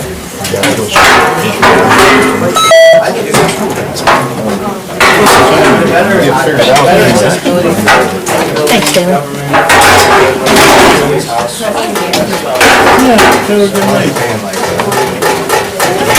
Something out of pocket, and sure, see where we messed up, I know you're new guy, right? But when it happened, all we had to do was get the correct bids, and your insurance company will bill us correct amount. So you're costing the taxpayer money by not getting the right bids to the adjuster. This is big, this is your car in life, your roof, everything, right? I don't know how that happened, I wasn't here, but it won't happen again. Thank you. See ya.